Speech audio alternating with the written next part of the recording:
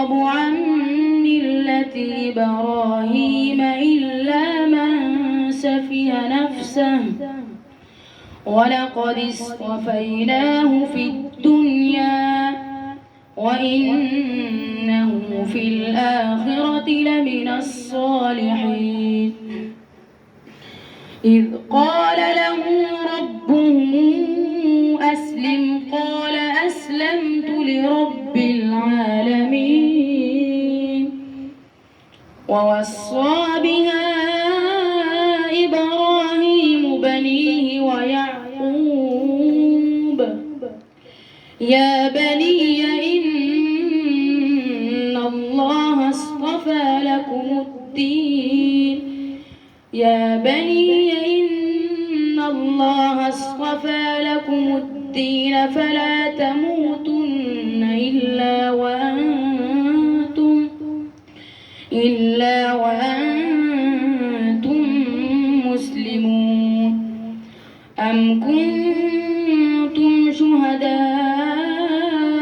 إذ حضر يعقوب الموت إذ قال لبنيه ما تعبدون من بعدي قالوا نعبد إلهك وإله آبائك إبراهيم وإسماعيل وإسحاق إلها واحدا ونحن له مسلمون. تلك أمة قد خلت لها ما كسبت ولكم ما كسبتم ولا تسألون عما كانوا يعملون. وقالوا كونوا هودا أو نصارى تهتدوا قل بل ملة إبراهيم حنيفا وما كان من المشركين. وقولوا آمنا بالله وما أنزل إلينا وما أنزل إلى إبراهيم وإسماعيل وإسحاق ويعقوب والأسباط وما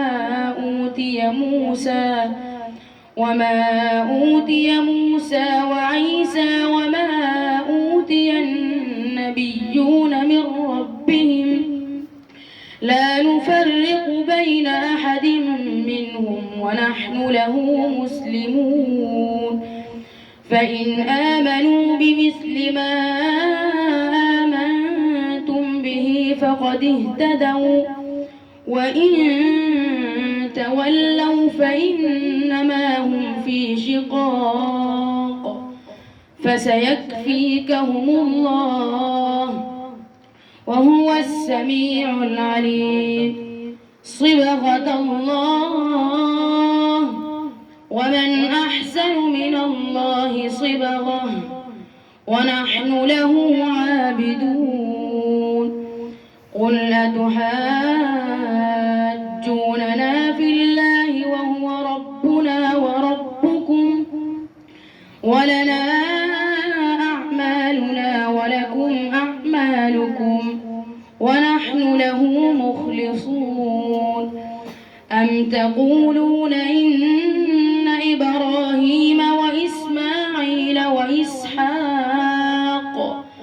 وإسحاق ويعقوب والأسباط كانوا هودا أو نصارى قل أنتم أعلم أم الله ومن أظلم ممن كتم شهادة عنده من الله وما الله بغافل عما تعملون.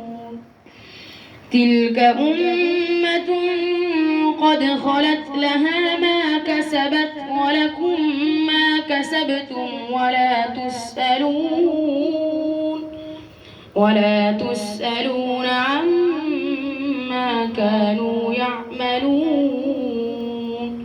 صدق الله العظيم.